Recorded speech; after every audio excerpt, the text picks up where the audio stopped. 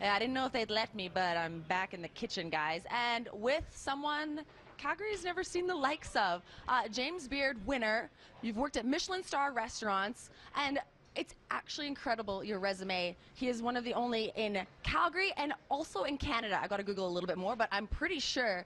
And the guys here, the owners, they had to lure you. And they're pretty excited. They go around talking about you are just like their brand new race car back here in the kitchen. So what's it like in Calgary? Well, it's cold today, that's for sure. But I'm loving it here, actually. Yeah. They didn't have to lure me that hard.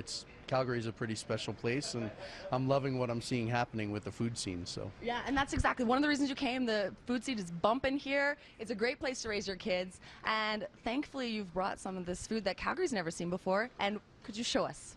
I will. I won't say Calgary. That's dangerous to say Calgary hasn't seen it, but we're really proud. I'm bringing a little piece of New York and the States in some of the menu items, a little piece of Europe, but most importantly, we're just trying to really be a part of the community here. I don't want to say we're... He's just being humble. It's fine. All right, Rob, go on into the kitchen. We'll let the camera go first. He'll be the eyes. We'll be the voices. All right, Keith, what have you got for us? So Chef Paolo and Chef Kevin, as well as Chef Anna down there, are pulling together a couple of our breakfast items. Okay. Our whole food experience here is about sharing. Yes. Right? So breakfast isn't traditionally a sharing meal. So we're going to show you a few different things that you might be able to share or pig out by yourself. Right. So one of our signature sandwiches at lunch and breakfast is a take on a croque madame. Okay. And we're calling it croque grande dame because we're making our own ham.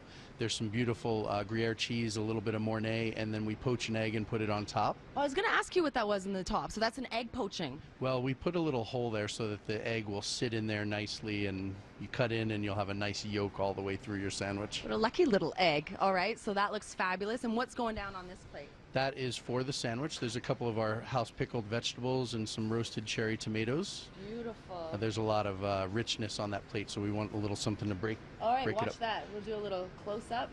Chef Paolo does it better than I do, so. And truth be told, I'm a little under the weather, so I'm. So again, our poached egg, and then we just. Oh my goodness. So when you crack into that, it's sort of like a little gift that keeps on giving.